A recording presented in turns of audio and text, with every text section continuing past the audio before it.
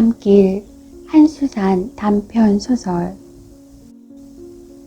아버지가 잠을 자지 않게 된 것은 그해 가을부터의 일이었다. 어쩌다 한밤에 오줌을 누기 위해 잠을 깬 나는 아버지의 기침 소리를 들을 수 있었고, 밤 늦도록 아버지가 사랑채 뒤쪽을 돌아 집안 여기저기를 서성거리는 것을 알 수 있었다. 무엇이 아버지를 잠자지 못하게 했을까? 변화가 있었다면 그것은 아버지보다도 먼저 마을에서 일어나고 있었다. 아버지는 어쩌면 가장 늦게 그리고 가장 많이 변해버린 마을 사람들 중에 하나인지도 모른다.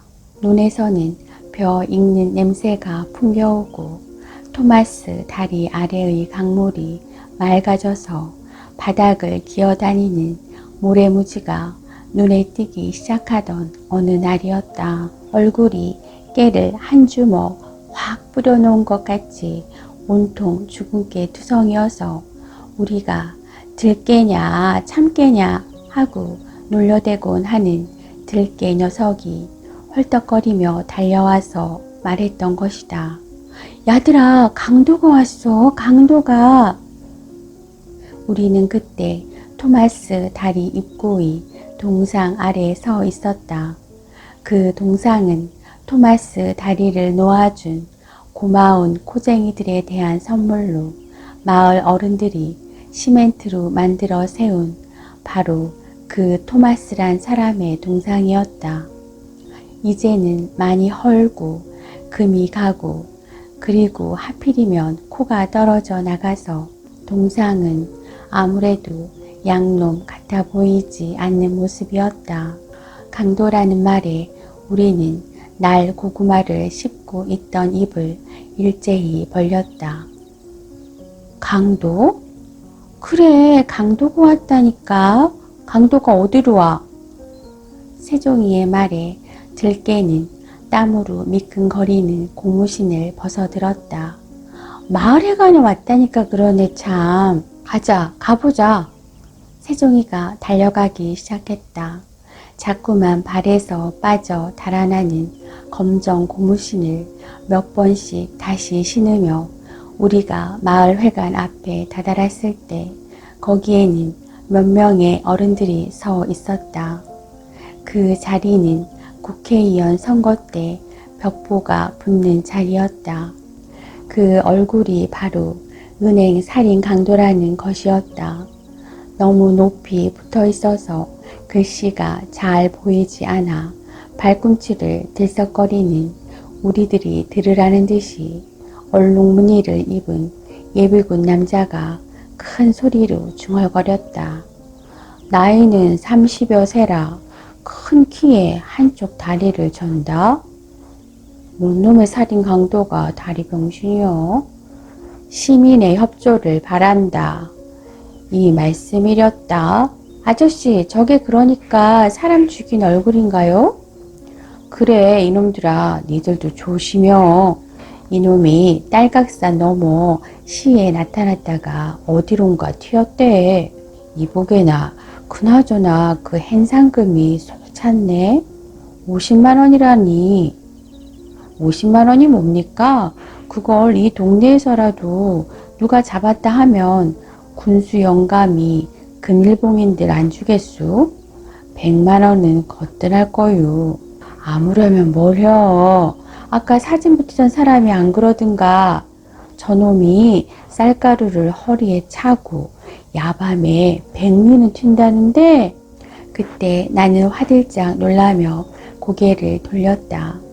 강도의 얼굴을 쳐다보느라 말하는 어른들의 입술을 따라가느라 고개를 발딱 젖히고 있던 내 옆구리를 세종이가 찔렀던 것이다. 세종이는 째진 입술을 실룩이며 말했다. 얌마, 저놈이 너희 아버지하고 꼭 닮았다. 저 턱 뾰족한 것 좀 봐라. 안 그러냐?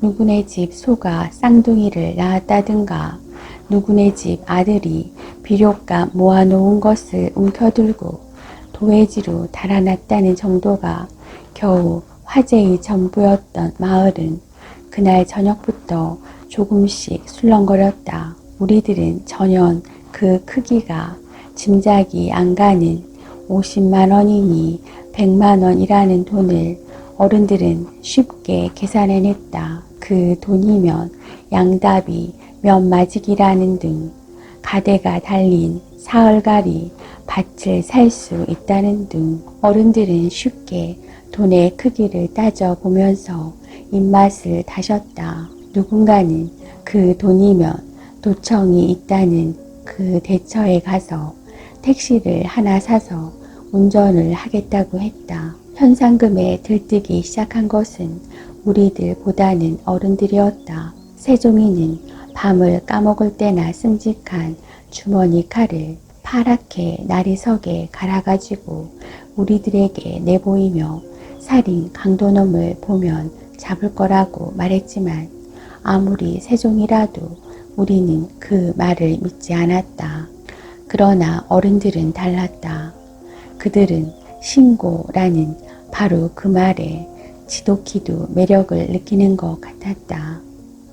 제 아무리 총을 가졌고 쌀가루를 허리에 차고 하루에 100리씩 산을 타는 흉악한 놈이라 해도 그 놈을 산채로 잡아가는 것도 아니고 어딘가에 웅크리고 있는 것을 보고 읍내의 지서에 달려가 신고만 해도 50만 원이 나온다는 데에 그들은 벌어진 입을 다물 줄을 몰랐다. 그러나 아무도 은행 강도를 보았다는 사람은 없이 며칠이 지났다. 그러던 어느 날이었다.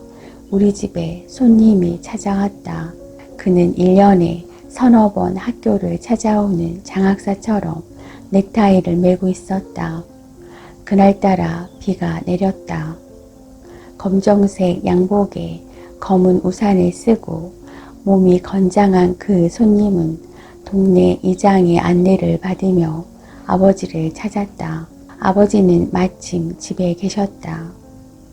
이장은 그렇게 하기로 약속이 되어 있는 사람처럼 아버지와 손님과는 멀리 떨어져 낡은 비닐 우산을 쓰고 가을비가 추적거리는 마당가에 서 있었다. 아버지와 손님의 말소리는 빗속에 묻혀 들려오지 않았다. 툇마루에 걸터앉은 손님은 아버지의 얼굴에서 눈길을 떼지 않으며 혼자 이야기를 하는 것 같았다. 그날 아버지는 손님을 따라 읍내에 나갔다. 가을비처럼 음산하게 그리고 싸늘한 냉기를 풍기며 소리 없이 찾아왔다가 아버지를 데리고 사라져가는 그 손님의 뒷모습을 우리는 빗발 저편으로 바라보았다.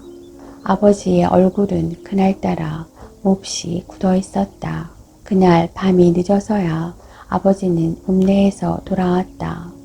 비 내리는 가을밤은 빨라서 아버지 대신 닭장 문을 잠그고 회에 오른 닭의 숫자를 세고 났을 때에는 이미 많이 어두워진 뒤였다. 나는 일찍 자리에 들었다. 아버지의 목소리에 잠이 깬 것은 밤이 깊어서였다. 그럴 수도 있다는 거요. 그럴 수도 있으니까 미리 이야기를 한 게요. 아버지의 눈길은 가물거리는 등잔불에 꽂혀 있었다. 어림 잡아서 생사람을 친단 말이에요? 치긴 뭘 쳐.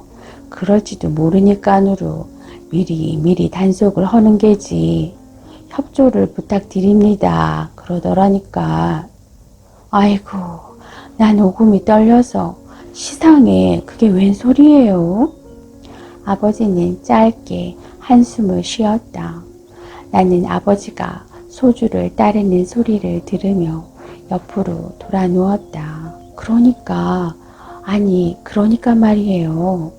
애들 삼촌이 살아있긴 살아있다는 거예요. 낸들 알겠냐고. 이번에는 아버지가 술을 마시는 소리가 들렸다. 거기서 동칠이도 왼쪽 다리를 절기는 저니께 할 말이 없더구먼. 행방불명된 사람들 일제 조상가 뭔가를 한다지만 내가 제놈들 속을 모를 줄 알고 이게 다 순전히 이장놈 그놈 짓이여.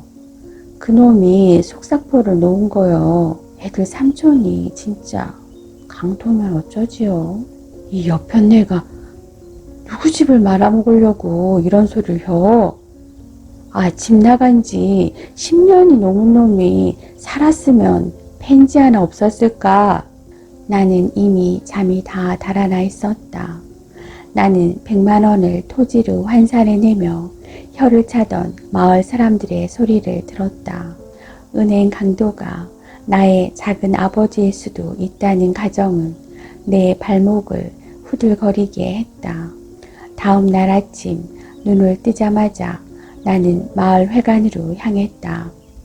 강 쪽에서 피어오른 안개가 산 허리를 기어오르고 있었다. 마을 회관 부근에는 아직 이른 아침이어서인지 사람의 모습은 보이지 않았다. 마을 회관 벽에는 여전히 그 사내의 얼굴이 붙어 있었다. 그의 얼굴이 밤새 변해버린 것일까?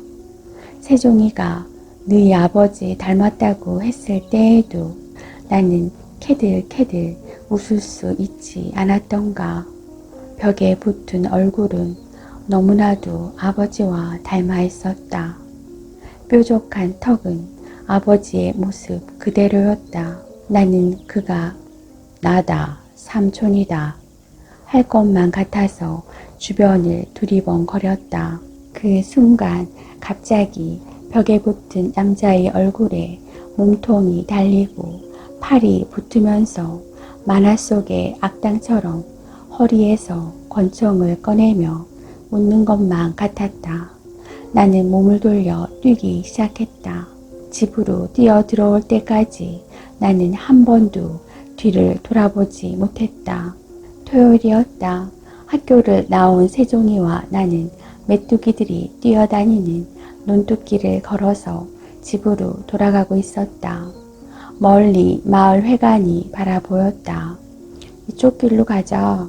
나는 마을 회관 뒤쪽에 새길을 가리켰다. 난 천득이네 가게에 들러야 돼. 우리 아버지가 술 받아오랬다. 같이 가자. 나는 하는 수 없이 세종이를 따라 마을 회관 쪽으로 걸어갔다. 회관 앞에는 언제나처럼 노인들이 앉아 잃어버린 포 대신 진로 소주 뚜껑으로 장기를 두고 있었다. 나는 벽에 붙어있는 현상 붙은 사내에게서 고개를 돌린 채 그 앞을 지나갔다.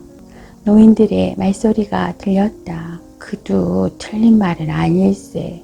저놈의 화상을 보고 있자니 거 성칠이하고 닮긴 닮았어. 내 발은 얼어붙은 듯 그 자리에 서 버렸다. 성칠이는 아버지 이름이었다. 보게나들 저 화상에 흰자위가 허연 것 좀 보라고. 성칠이도 흰자위가 허옇지 않든가? 그뿐인가? 그 동생놈 다리 저는 건 어떡하고? 그 자리에 서 있는 나를 돌아보며 앞서가던 세종이가 말했다. 뭘 해 임마. 내 눈에도 흰자위가 허옇게 드러나 있을까? 나는 눈을 껌뻑였다. 세종이가 다가왔다. 나는 세종이가 내 눈에 흰자위를 보기 위해 다가오는 것만 같아서 눈을 내리깔며 말했다. 나 먼저 간다. 내일 만나. 내가 밤에 잠을 자지 않게 된 것은 그 무렵부터였다. 나는 이따금 밖으로 나가는 아버지 문 소리에 잠이 깨어서 귀를 기울였다. 바람 소리뿐이 마당에 귀를 기울이며 나는 아버지가 삼촌을 만나고 있는 것만 같아서 마려운 오줌을 참으며 누워 있어야 했다. 마을에서 예비군 훈련이 있던 날 우리는 언덕 위에 올라가 그들을 구경했다. 그날따라 세종이는 긴 새꼬챙이를 가지고 있었다. 각계 동작을 연습하고 있는 얼룩 무늬들을 보며 세종이가 말했다. 니들 총알을 어떻게 막는지 알아? 이게 바로 총알 막는 거야. 그는 새꼬챙이를 들어 허공을 찔렀다. 이걸로 강도를 잡아야겠다. 세종이는 이빨 사이로 침을 찍 뱉었다. 나는 슬며시 강 쪽으로 고개를 돌렸다. 그때 세종이의 새꼬챙이가 내 어깨를 두드렸다. 야, 너희 삼촌이 절름발이었다며? 나는 발끝으로 땅을 파며 고개를 숙였다. 귓구녕이 맥혔냐? 너네 삼촌이 절름발이냐니까? 발끝에 흙을 움켜쥐고 나는 벌떡 일어섰다. 눈물 때문에 아이들의 얼굴은 흐려져서 보이지 않았다. 나는 움켜진 흙을 아이들을 향해 집어 던지며 소리쳤다. 그래, 절름발이다. 그러니 어째? 니들이 봤어? 봤냐고. 우리 삼촌이 살인 강도하는 걸 봤냔 말이다. 또 며칠이 지났지만 강도에 대한 다른 소문은 들려오지 않았다. 그리고 마을에서는 가을 거지가 끝나갔다. 내가 잠에서 깨어났을 때 이미 어머니는 치맛단을 움켜쥐고 문 앞에 서 있었다. 이불을 차고 일어나는 나를 보고 어머니는 손가락을 입술에 가져다 댔다. 무슨 소리를 들었던 것일까? 아버지는 이미 마당가에 서 있었다. 콩깍지가 널린 마당을 지나는 아버지의 발소리가 수선스럽게 들려왔다. 누구쇼? 낮고 습기 낀 목소리로 아버지는 어둠 속에서 부르고 있었다. 아버지가 삽작을 열고 밖으로 나가는 소리와 동시에 어머니도 문을 열고 마루로 나섰다. 달빛도 없는 어둠 속을 주춤주춤 아버지는 앞으로 나가고 있었다. 거기 누구 있어? 누구 있냐고. 아버지는 목류병자처럼 어둠 속에서 중얼거렸다. 그때 아버지의 앞을 메우고 있는 대추나무 아래 어둠 속에서 찰카닥 하는 금속성 음향이 들려왔다. 순간 어머니는 잡고 있던 내 어깨를 틀어 쥐었다. 그 소리는 내가 들어도 총을 장전하는 소리가 분명했다. 나는 얼마나 놀랐던지 하마터면 소리를 지르며 주저앉을 뻔했다. 누구쇼? 아버지의 목소리가 떨리고 있었는지 아니면 내가 떨고 있었는지 모르겠다. 그때 한 무더기의 어둠이 얼굴을 때리는 듯한 음성이 들려왔다. 접니다, 아저씨. 그 후의 일은 아무것도 분명한 것은 없었다. 대추나무 밑에서 거총을 하고 기어 나온 것은 얼룩무늬 옷을 입은 마을의 남자였다. 그를 확인했을 때 내 겨드랑은 땀으로 축축이 젖어 있었다. 별일 없죠? 얼룩무늬가 그렇게 물었을 때에는 얼마가 지나서였다. 그렇게 해서 우리는 비로소 마을 사람들의 공모를 알았던 것이다. 그들은 50만 원을 잊지 않고 있었던 것이다. 아버지가 결코 삼촌을 신고하지 않으리라고 생각해서가 아니었다. 그들은 현상금 50만 원의 행방을 더 생각했던 것이다. 그렇게 해서 우리 집은 마을 사람들에게 샅샅이 감시당하는 나날이 시작되었고 그동안 잠자지 않은 사람은 나 혼자만은 아니라는 것을 알게 되었다. 매일 밤 우리는 뒷담 곁을 거닐며 서성이는 발소리를 듣게 되었다. 우리 집으로 향하는 길목을 지키는 얼룩 무늬들이 있음도 알게 되었다. 아버지의 불면은 차츰 그 모습이 변해갔다. 우리는 아버지 고함 소리에 잠을 깨기 시작했다. 아무 일도 없단 말이여. 뭐 때문에 남의 집을 살피는 게요. 잠들도 안 잘 테요? 아버지는 문을 박차고 나가 어둠에다 대고 소리를 질렀다. 우리는 한밤에 잠이 깨어서 아버지가 담배를 피우는 모습을 바라보며 덧든 잠이 들기 위해 몸을 뒤채야 했다.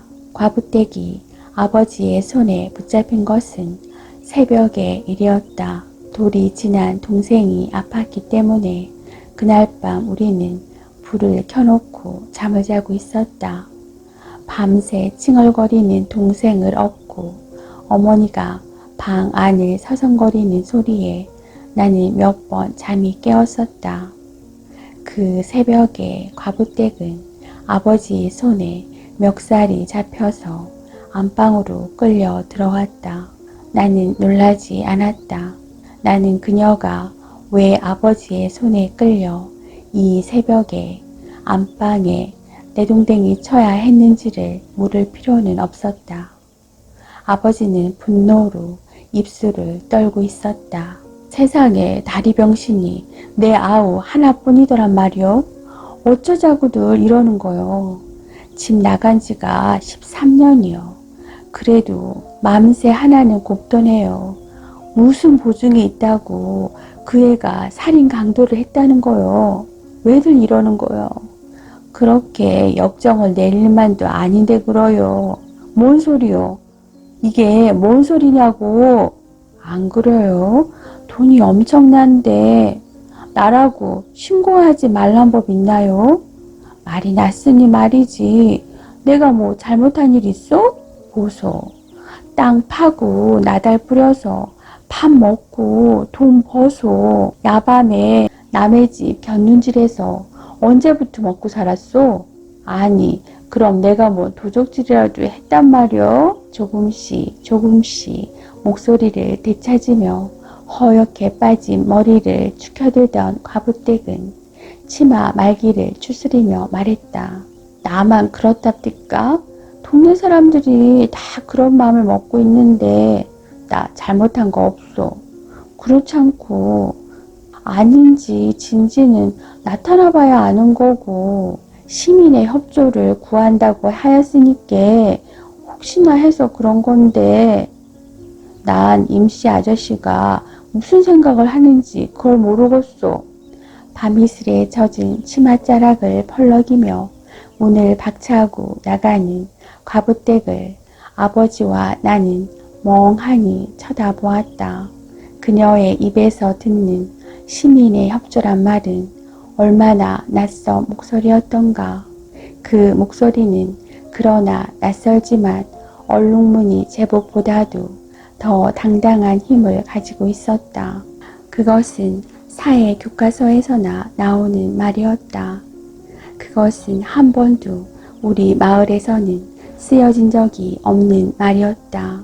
세종이 아버지가 우리 집을 찾아온 것은 바로 다음 날이었다. 눈곱이 낀 얼굴로 그는 기웃기웃 우리 집으로 들어섰다. 아버지와 나는 시래기를 엮어 뒤벽에 매달고 있었다. 그는 주독이 든 콧등을 문지르며 아버지와 내가 시래기 엮는 모습을 멀거니 바라보다가 불쑥 말했다. 그놈이 살아있긴 있는 모양이죠? 누가? 야 삼촌 말이오. 아버지는 짚을 들었던 손을 놓고 담배를 꺼내 물었다. 나는 아버지 손에 담배가 가늘게 떨리고 있는 것을 보았다. 걘 죽었어. 그것도 오래전 일일세. 아저씨도 뭔 말을 그렇게 하슈? 작년 추석엔가 내가 동칠인 죽었나 보죠? 올해도 안 오는 거 보니 하니께 펄쩍 뛴 게 바로 아저씨인데쇼? 죽었다면 죽은 줄 알아. 이상하네요. 내가 죽은 게 비유 할 땐 살았다더니 내가 살았는가 싶더니 이젠 죽었다니. 원 허튼 수작 말고 가. 아따 아저씨도 내가 다 알지요. 아저씨 동생 찔러놓고 현상금 혼자 타먹을라 그러는 거지요? 네 이놈 태종이 이놈. 아버지가 집어던지는 무 시래기를 맞으며 세종이 아버지는 도망쳤다. 그는 뒤를 돌아보며 소리쳤다. 못 써요. 아무리 그렇기로 동생을 찔러 넣어요. 세종이 아버지 태종이는 우리들에게도 태종이었다. 그는 어른이 아니었다.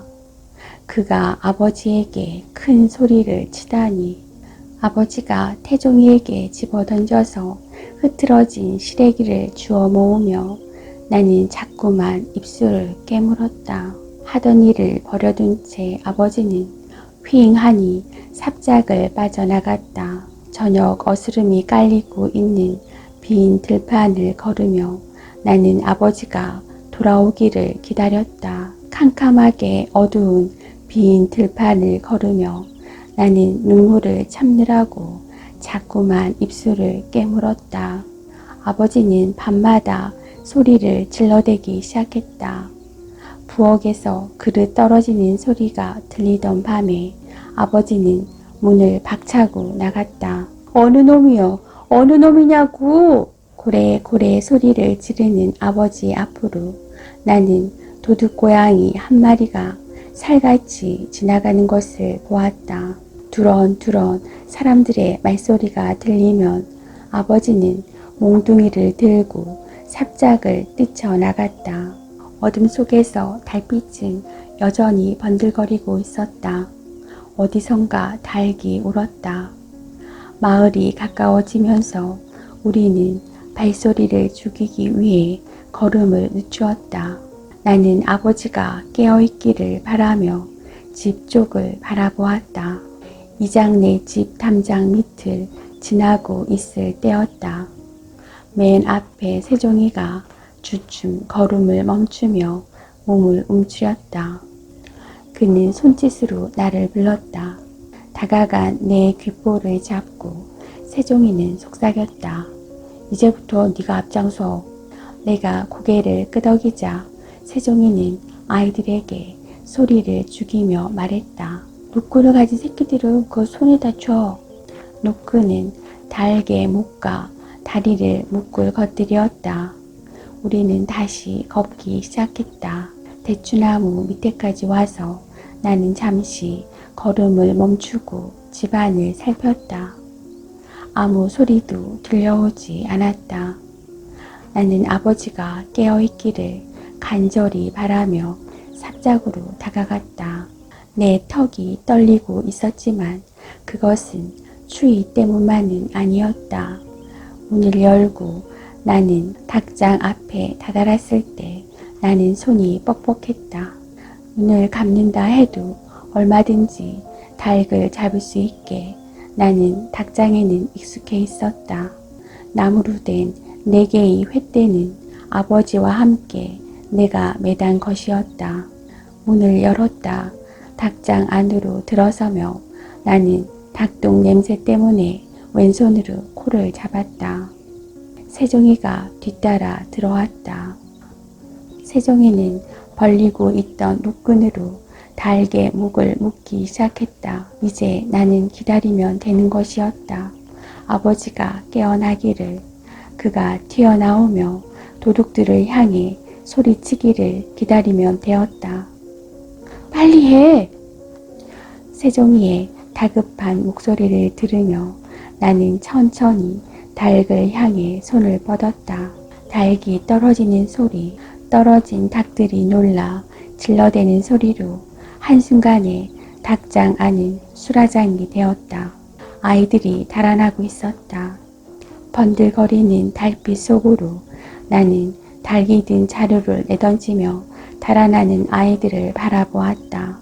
삽작을 빠져나간 아이들이 대추나무 아래로 사라져가는 발소리가 얼어붙은 고요를 깨며 들려왔다.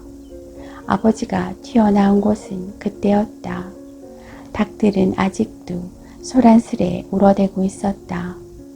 몽둥이를 든 아버지가 활짝 열려진 삽작 사이로 쏟아지는 달빛을 받으며 아버지의 고함 소리가 들려왔다. 나와 이놈 새끼들아. 동네 놈 새끼들은 다 나와.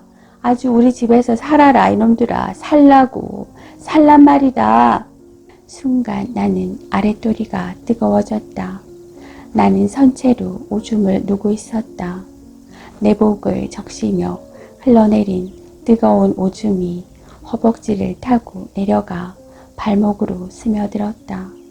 양말이 척척해졌다. 대추나무가 있는 언덕에 서서 아버지는 여전히 몽둥이를 흔들며 소리를 지르고 있었다. 나는 아이들이 달려갈 저 멀고 먼 토마스 다리를 생각했다. 그리고 그들이 얼룩무늬의 산에도 동네의 그 누구도 아니라 도둑이라는 것을 아버지가 알 수 있도록 더 크게 닭들이 울어대기를 바랐다.